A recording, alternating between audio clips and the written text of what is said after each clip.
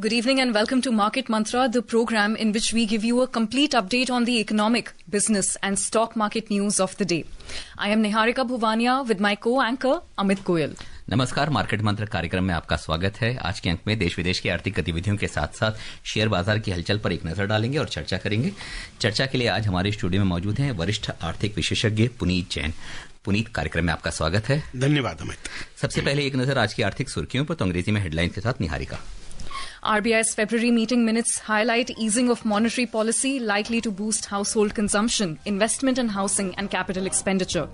Benchmark domestic indices register fall of over 0.5%. Sensex drops 425 points. Nifty closes below 22,800. And global crude oil prices fall. Brent crude trades at $75.78 per barrel. आर्थिक सुर्खियों में reserve bank की फरवरी बैठक में मौद्रिक नीति को उदार बनाए जाने से घरेलू खपत, निवेश और पूंजीगत व्यय बढ़ने की उम्मीद। घरेलू शेयर सूचकांकों में 0.5% से अधिक की गिरावट। सेंसेक्स 425 अंक और निफ्टी 22,800 के नीचे दर्ज। और वैश्विक बाजारों में कच्चे तेल की कीमतों में गिरावट। ब्रेंट क्रूड $75.78 प्रति बैरल के आसपास दर्ज।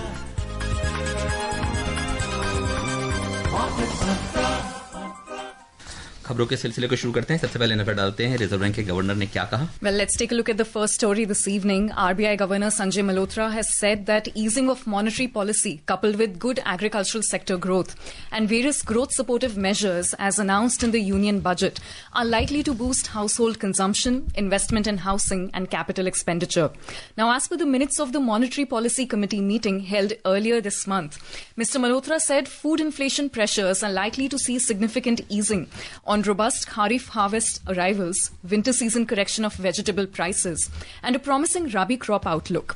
With CPI inflation for the financial year 2025-26 likely to settle at 4.2% and the GDP estimated to be around 6.4%, the governor said a rate cut at this juncture seems appropriate given the macroeconomic outlook. So, Puneet, if I can quickly bring you in on the story, let's talk about the agricultural output and agricultural sector growth that has been happening. Do you see any key factors for this? So, Niharika, as we all know that last quarter, which was the third quarter for the financial year, there was a slight downtick in economic growth. And largely that downtick came on account of some tightening of monetary policy, some uptick in inflation was there. And because we had a high base, so there was a slowdown in GDP. If we break up that growth, we'll find that it was at that time, it was the rural sector consumption which was actually slowing down. And urban consumption was still robust, but the agricultural side and the rural side, the growth was not there. Of course, that narrative has changed a little bit in the last couple of months, but broadly that was the perception we had in third quarter numbers that we got. Fortunately, now if you look at what RBI governor is saying is that the rural economy seems to have rebounded, and there seems to be early green shoots of growth there, and it appears that agricultural numbers that we'll get, the growth numbers that we'll get, particularly from Kharif crop and then Rabi also, the prospects, they appear to be better. Clearly, if we see good growth in agriculture, if we see 4, 5, 6% kind of growth in agricultural sector, I'm sure the rural economy will pick up, and therefore this optimism that the RBI governor has expressed that we'll see better numbers, particularly on agriculture side and rural growth side in the coming quarters. And I think also because India is primarily an agrarian economy. So just another question, an offshoot of this, the factors affecting rural and urban demand have to be different, of course. What are the factors that you feel led to a slowdown in rural consumption? So while it is kind of a mystery still, I don't think we have a clear reason right now, but it appears that somewhere in the middle of last year, there was this fear that inflation will go out of control, and RBI was very focused on price controls, and government also wanted to control fiscal deficit. So it appears that there was some kind of a slowdown in government expenditure. There was a slowdown in monetary expansion. So there were tighter monetary policy. We had a liquidity deficit in the system at that time, which then led to some kind of and so regulatory environment was a bit tightened. So the credit growth in the personal segment, so if you look at unsecured loans through NBFCs, unsecured loans given to people for consumption, they came down, and RBI purposefully did it because they feared that there would be defaults, and there were these concerns that this credit growth may go out of control. So that credit growth was reined in. Whenever it happens, the first impact we see is at the levels where microfinance is involved, at small ticket loans, 4,000, 5,000 rupees loans. So it appears on the face of it that the rural economy got the first effect of tightening of monetary policy, and that appears to have played into the slowdown in agricultural growth and the rural growth. Puneet, जिस तरह आपने बताया कि सबसे जब RBI खासतौर पे मौद्रिक नीति में कुछ सुधार करता है या उसमें कुछ उम्मीद जगाता है, तो सबसे पहले तो कृषि क्षेत्र यानी ग्रामीण क्षेत्रों को फायदा मिलता है। क्या उद्योग जगत की भी काफी लंबे समय से शायद ऐसी उम्मीदें थी कि रिजर्व बैंक ब्याज दरों में या मौद्रिक नीति में कुछ सरलता करे, कुछ आसान उसको बनाए, ताकि उद्योग जगत को भी जो मौद्रिक लागत थी या जो पूंजीगत लागत थी उसमें कुछ राहत मिले? क्योंकि ठीक है, स्थिति सही चल रही है, जीडीपी के आंकड़े बेहतर बना रहे हैं, लेकिन अब कहीं ना कहीं हमको बूस्टअप करने की जरूरत थी। देखिए अमित, जब 2022 में जब आरबीआई ने इंटरेस्ट रेट बढ़ाने शुरू करे, तो अचानक हमने देखा था कि जब कोविड के बाद जब इकोनॉमिक ग्रोथ आई और अचानक 2021-22 में वो इन्फ्लेशन के नंबर्स बहुत तेजी से ऊपर आने लगे थे, 7%, 8%। अमेरिका तक में हमने 9% की इन्फ्लेशन रेट देखा। तो उससे सभी जो सेंट्रल बैंक है वो काफी चिंतित हो गए थे कि इन्फ्लेशन कहीं हमारे हाथ से बाहर ना निकल जाए, और बहुत तेजी से इंटरेस्ट रेट्स बढ़े, ना सिर्फ भारत में, पूरे दुनिया में। और हमारे यदि भारतीय अर्थव्यवस्था को देखें तो फिर भी मैं कहूंगा काफी उसका प्रदर्शन बहुत अच्छा था, रोबस्ट था, लेकिन वो लगातार जो एक बहुत हाई रेट पे 6.5%, आपको पता मालूम है कि जो लास्ट रेपो रेट था, वो भी 4.5% से 6.5% तो बहुत तेजी से वो इंटरेस्ट रेट बढ़े थे। तो डेफिनेटली उसका जो कुछ असर इकोनॉमिक ग्रोथ पर पड़ना था वो, और मैं आगे दोबारा से कहूंगा, वो डेलिब्रेट था। आरबीआई जानता था इस बात को, लेकिन वो चाहते थे कि इन्फ्लेशन पहले हम कंट्रोल करें। बहुत समझदारी की पॉलिसी थी उस समय के लिए, मतलब ग्रोथ और इन्फ्लेशन, महंगाई दोनों में सामंजस्य बैठाया। हाँ, बहुत तालमेल बहुत मुश्किल रहता है, बिकॉज दोनों काउंटर इंडिकेटिव है एक्चुअली में। बट आरबीआई को लगा कि हमारी जो प्राथमिकता है, पहले इन्फ्लेशन को हम कंट्रोल करें और फिर हम उसको इकोनॉमिक ग्रोथ पे काम करें। तो हम देख रहे हैं इन्फ्लेशन अब कंट्रोल में है, और अब जो आरबीआई का जो एम्फेसिस है वो ग्रोथ की तरफ। अगर जीडीपी के जो आंकड़े हैं, तो क्योंकि हम पहले 7% की बात करते थे, 6.5%, 6.4%, लगभग 6.5% के आसपास है। क्या उद्योग जगत को इस सारी जो मुद्रा की उपलब्धता होगी, क्योंकि उन्होंने सीआरबी घटाया है, तो इससे जो मुद्रा की उपलब्धता होगी, यानी उनको जो पूंजी मिलेगी उद्योग जगत को, उससे इन सब चीजों पे कितना असर पड़ेगा? क्योंकि ये जो मॉनेटरी नीति की जो बैठक थी, के जो मिनट्स जो सामने आए हैं, उन्होंने उसमें ये भी कहा है कि जब हाउस होल्ड कंजम्पशन के साथ साथ इन्वेस्टमेंट इन हाउसिंग और कैपिटल एक्सपेंडिचर, ये दोनों में भी बढ़त मिलने की उम्मीद है। देखिए, जब आरबीआई ने जब इंटरेस्ट रेट कट किया था पिछली पॉलिसी में अपने, तो वो जानते थे कि अगर लिक्विडिटी की शॉर्टेज होती है तो इंटरेस्ट रेट ट्रांसमिशन नहीं होता, यानी इंटरेस्ट रेट कट करने के बावजूद भी अगर पैसे की कमी है तो वो इंटरेस्ट रेट्स को आगे उसका फायदा ग्राहक को नहीं मिलता। तो पहले उन्होंने लिक्विडिटी को कट किया, जब लिक्विडिटी को बढ़ाया और सीआरआर को कट किया, कैश रिजर्व रेशियो कट किया, करीब 1 लाख करोड़ रुपया तब आरबीआई ने इंट्रोड्यूस किया था। उसके बाद भी रिवर्स रेपो रेट से, वीआरआर, वेरिएबल रिवर्स रेपो से, उन्होंने और करीब 4 से 4.5 लाख करोड़ रुपए और डाला है अभी रिजर्व बैंक ने पिछले कुछ सप्ताहों में। तो मुझे पूरी उम्मीद है कि आने वाले समय में हम देखेंगे कि इंटरेस्ट रेट ट्रांसमिशन भी होगा, और यदि सच बताऊं आपको, ये जो आज मिनट्स हम पढ़ रहे हैं, ये साफ हमको इंडिकेशन दे रहे हैं कि आने वाली जो पॉलिसी आरबीआई की मीटिंग होगी एमपीसी की, उसमें हम और अग्रेसिव इंटरेस्ट रेट कट देख सकते हैं।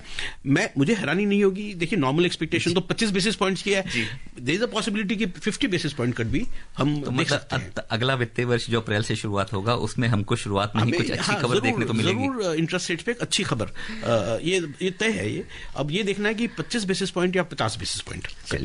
चलिए शायद बहुत सारे उद्योग के साथ आम लोगों, क्योंकि अभी भी अगर आम जनता की बात करें तो उनकी ईएमआई की में बहुत ज्यादा कटौती शायद नहीं हुई, और बहुत लगभग थोड़ी सी ही ट्रांसमिशन जो है ना शुरू में स्लो होता है, इंटरेस्ट रेट ट्रांसमिशन, क्योंकि अभी कट हुआ है इंटरेस्ट रेट्स, वो ट्रांसमिशन होने में 3 से 6 महीने लगते हैं, पर मेरा अनुमान है कि ये अब हम आने वाले समय में देखेंगे। चलिए नजर डाल लेते हैं शेयर बाजार पर। घरेलू शेयर सूचकांकों में आज लगातार चौथे दिन गिरावट का दौर रहा। बंबई शेयर बाजार का सेंसेक्स 0.6% की गिरावट से 425 अंक लुढ़ककर 75,311 के स्तर पर बंद हुआ।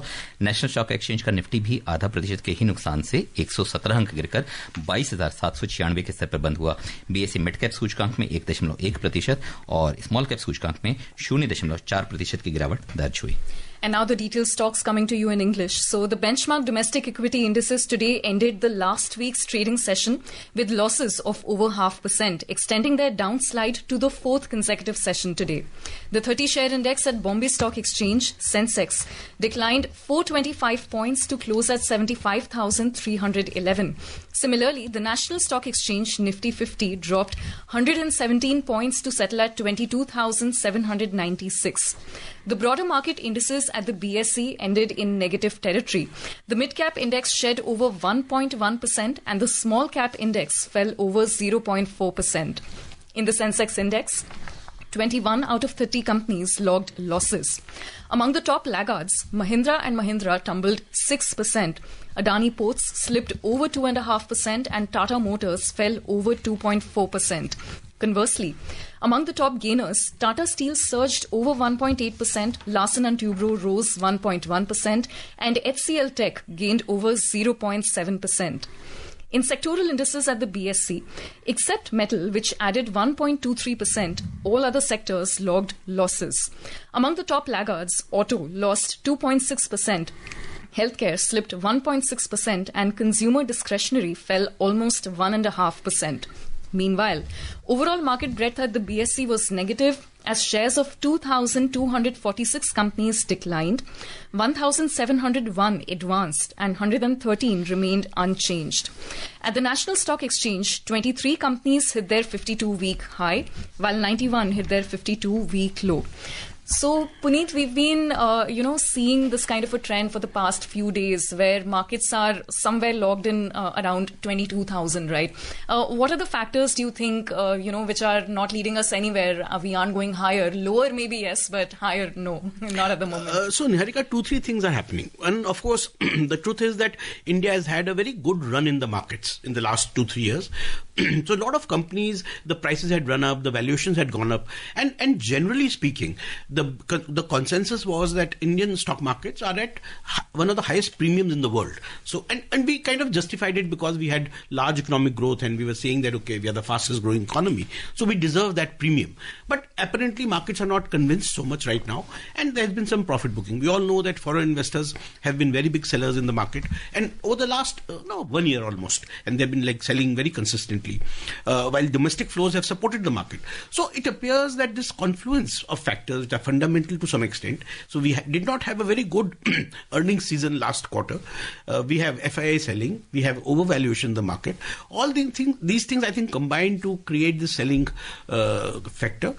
And to a large extent, the retail investors who had been a very big pillar of support for this market, to some extent they have pulled back. So I think the markets have been sliding steadily. If you see what we have read today, of course, is we are all focused on the headline indices like Nifty and Sensex. The truth is that these are large caps. These are large 50 companies or 30 companies. But the mid cap and small cap space, they have had a very big hit. And many mid cap and small cap stocks have actually fallen by 30, 40, 50%. Right. And investors have lost a lot of money there. So yes, we are in a bit of a pickle in the markets right now.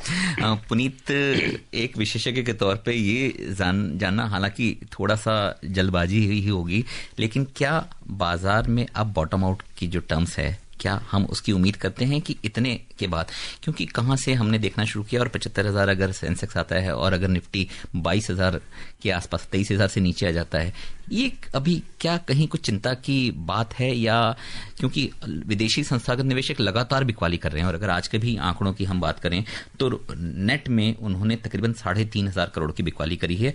हालांकि घरेलू संस्थागत निवेशकों ने जरूर सहारा दिया, तकरीबन 2,900 करोड़ की उन्होंने शुद्ध खरीदारी करी है। तो क्या ये जो म्यूचुअल फंड के माध्यम से एक बहुत बड़ा जो धनराशि इकट्ठी हो रही है और जो सीधे सीधे बाजार में आ रही है, ये बाजार को संभालने में किस हद तक कामयाब हो पाएगी?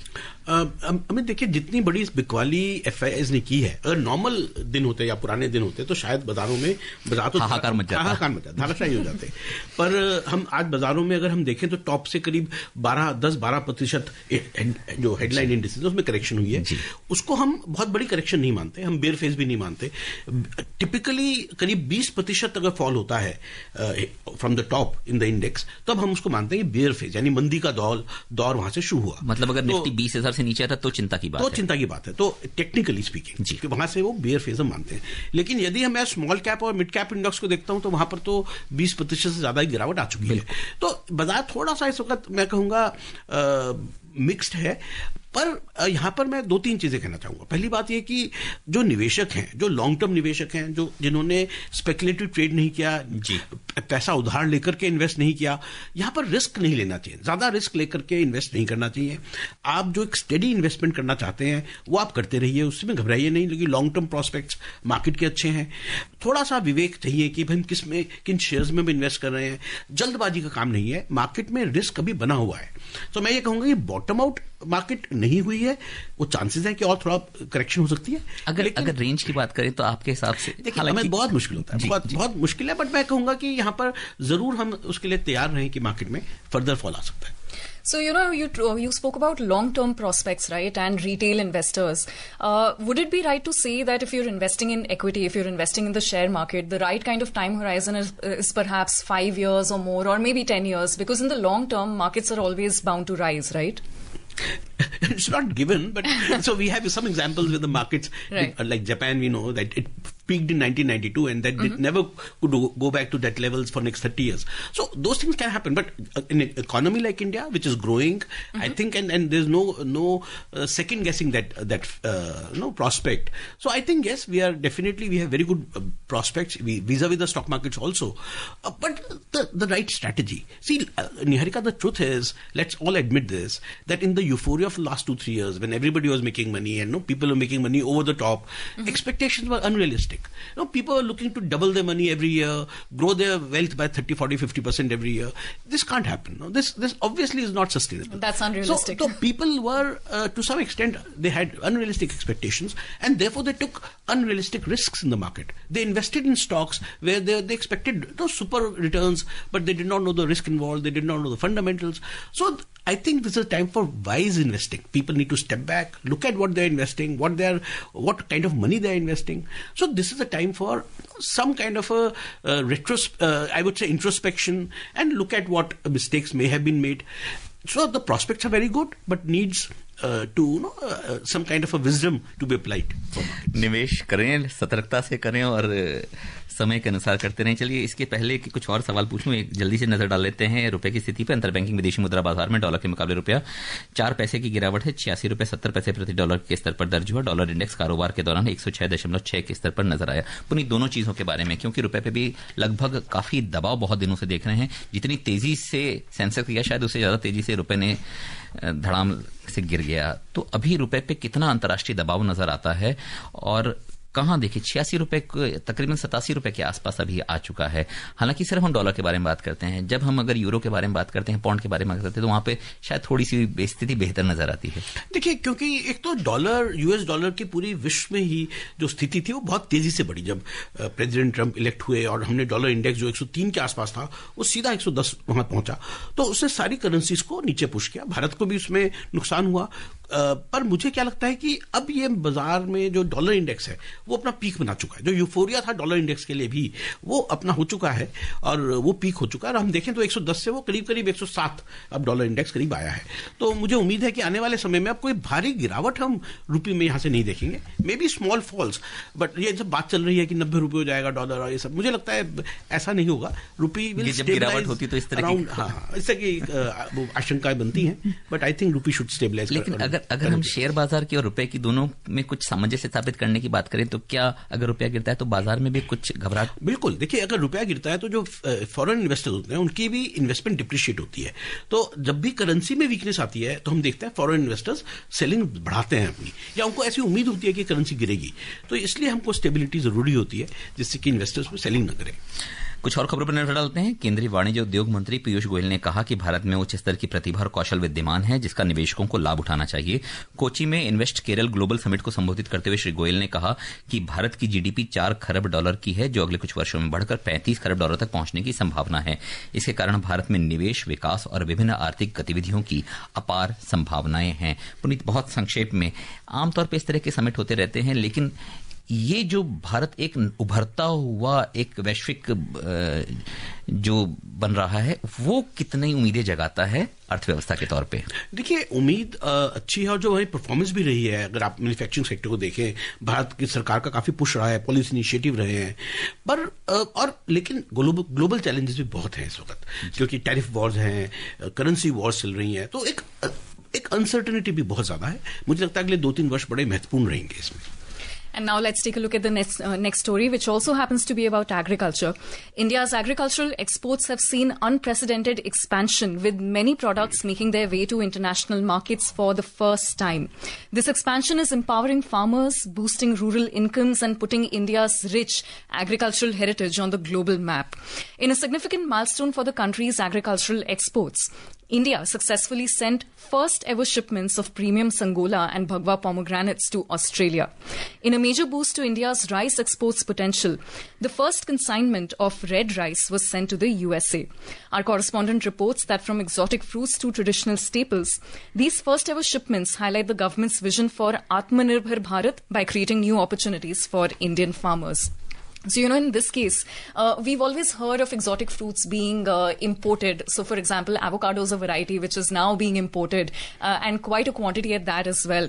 But here, I see a lot of scope for great economic growth, right? And organic farming. India's organic products are being talked about everywhere. So, to start with, are there any organic farming companies which are likely to be listed? How does the economics of a farming company or an agriculture-based company work? And what opportunities do you spot in this area for the economy to grow? So, Niharika, you will really be surprised that in India, earlier we were kind of struggling to meet the basic needs of food requirements of our population. Correct. Fortunately, with economic growth, we are now in a position to look at higher value addition in agricultural sector. You will be surprised, and you put this question, very relevant question. We have this huge number of startups now, which are coming into the agricultural sector. They are small companies with high technology, biotechnology, and now they are growing. So I've heard saffron being grown in Haryana, and you have those stories which are coming. I mean, a lot of startups are doing it. We are still waiting to see concrete results on the ground. But yes, I think the prospects are very bright, and India will not only be exporting the basic staples like rice and wheat, etc. I'm sure in days to come we'll really be exporting highly value-added agricultural products from India. कर्मचारी राज्य बीमा निगम ESIC द्वारा जारी दिसंबर 2024 के आंकड़ों के अनुसार 20,360 नियोक्ताओं के द्वारा 17 लाख से अधिक कर्मचारी ईएसआई योजना में जोड़े गए हैं। इससे नए कर्मचारियों को सामाजिक सुरक्षा का लाभ मिल सकेगा। पुनीत, अगर संक्षेप में जानना चाहें तो क्या गैर संगठित क्षेत्र से संगठित क्षेत्र में आने वाले जो कर्मचारी हैं उनकी संख्या लगातार बढ़ रही है, और सरकार का भी जो लक्ष्य था कि वो उनको संगठित होने का सबसे बड़ा फायदा तो ये मिलेगा कि सामाजिक सुरक्षा का लाभ उनको मिल सकेगा? बिल्कुल, देखिए जो सरकार की पॉलिसीज हैं, क्योंकि इसके अगर इसको देखें, इसका लक्ष्य यह है कि जो आउटसाइड दी सोशल सिक्योरिटी है उन लोगों को हम, तो गिग वर्कर्स की बात करें, बजट में हमने बात करी, जो गिग वर्कर्स हैं उनको हम सोशल सिक्योरिटी देना चाहते हैं। तो मुझे लगता है ये सारा उसके प्रति एक संदेश है कि ये उधर ग्रोथ हो रही है। And now taking a look at the next story, India has expanded its collaboration with the United Kingdom in key areas of telecom, artificial intelligence and emerging technologies. Telecom Secretary Dr. Neeraj Mittal visited the United Kingdom and met National Scientific Advisor Chris Johnson. The Communication Ministry said this visit underscored the shared commitment of India and the UK to drive innovation in telecom and digital infrastructure, paving the way for enhanced collaboration in next-generation connectivity solutions. During the meeting, they discussed emerging technologies and their applications in 5G, 6G and digital infrastructure security. So, Puneet, UK as a market, seems to be quite different. And at the center of this entire discussion of technology, AI, we always tend to talk about the US, right? But how's the UK positioned in this area, and what kind of a trade relation can we expect to share with them in the future? So, Niharika, as you know, that UK, of course, is different from EU itself. So, UK, after Brexit, so India has to look at UK as a separate market. And the technological developments in European markets, in UK, are phenomenal. I mean, we have this scope for growth, for importing technology, exporting to UK, which is a separate market, and we are looking at FTA, the free trade agreement with UK. So I think there are tremendous possibility for growth in that area. नफा डालने थे एशियाई और यूरोपीय बाजारों पे। एशियाई बाजारों में आज मजबूती का रुझान रहा। हांगकांग का हैंगसेंग 3.8%, चीन का शंघाई कंपोजिट सूचकांक 0.8% और जापान का निक्केई 0.2% की बढ़त से बंद हुआ। सिंगापुर का स्ट्रेट टाइम्स और दक्षिण कोरिया का कोस्पी लगभग पूर्व स्तर पर बना रहा। उधर यूरोपीय बाजारों के शुरुआती रुझानों में मजबूती नजर आई। लंदन, जर्मनी और फ्रांस के शेयर सूचकांक 0.6% तक की बढ़त के दायरे में कारोबार करते नजर आए। And to talk about the US markets now, US stocks edged down yesterday as ongoing tariff jitters and a downbeat forecast from a leading multinational retail corporation dampened investor risk appetite. The Dow Jones Industrial Average dropped 1% and Nasdaq Composite as well as S&P 500 fell over 0.4% each. So, Puneet, do you have a comment on the US markets?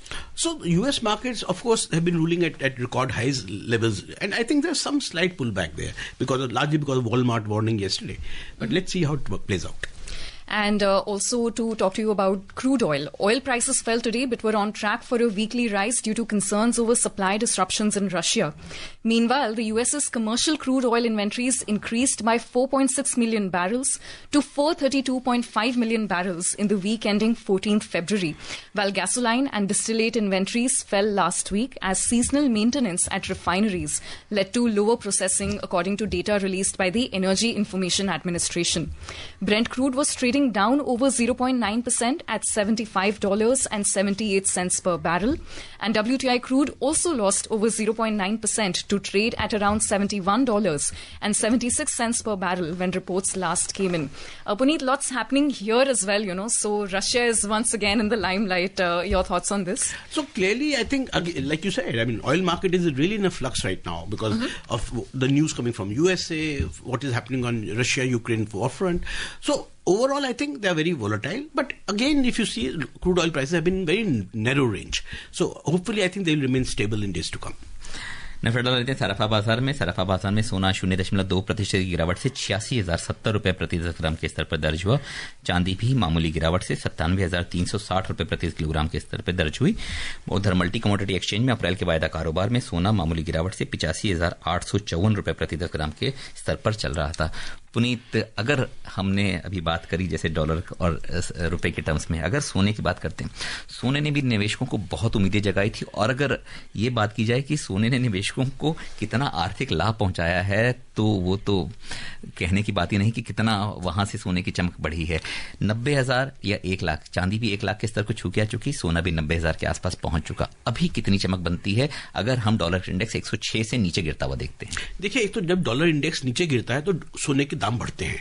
तो और उस ऊपर से अगर हम देखें America में जो हो रहा है, टैरिफ की बात चल रही है, गोल्ड के ऊपर भी, गोल्ड इंपोर्ट्स पर टैरिफ की बात चल रही है, तो ऐसा लगता है कि गोल्ड में भी जो मजबूती बनी रहेगी। थोड़ा बहुत ऊपर नीचे हो सकता है, पर I think the long term trend for gold is on the upside. चांदी और सोने में हमेशा ये होड़ लगी थी। अगर भारतीय लोगों की बात करें कि कौन पहले 1 लाख के स्तर को छूता है, तो चांदी ने तो छू लिया। लेकिन चांदी के भी कहते हैं कि अगर 1 साल की बात करें या दिवाली तक, चांदी भी बहुत उछाल मार सकती है, क्योंकि चांदी में उतनी तेजी अभी नहीं आई जितनी कि सोने में आ चुकी है। देखिए, चांदी और सोने में एक रेशो, आपको मालूम है कि एक रेशो चलती है, और वो भी चांदी थोड़ा लैग कर रही है। ये पॉसिबल है कि चांदी का भाव एकदम तेजी से बढ़े, बट मुझे लगता है दोनों सोना और चांदी का जो ट्रेंड रहेगा अगले 1 वर्ष, वो तेजी का रहेगा। अब वो कितनी तेजी किस मेटल में आती है वो देखना पड़ेगा। पुनीत, कार्यक्रम में आने और महत्वपूर्ण चर्चा इतने सरल शब्दों में हमारे श्रोताओं को देने के लिए बहुत बहुत धन्यवाद। धन्यवाद अमृत। और अब चलते चलते एक नजर आज की आर्थिक सुर्खियों पर एक बार फिर।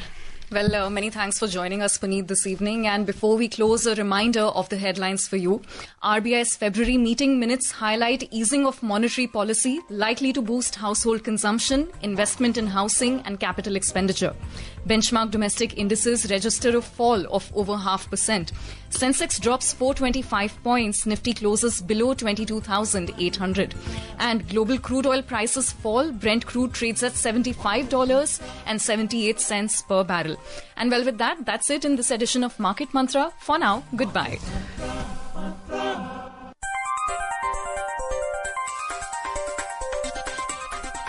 Market Mantra.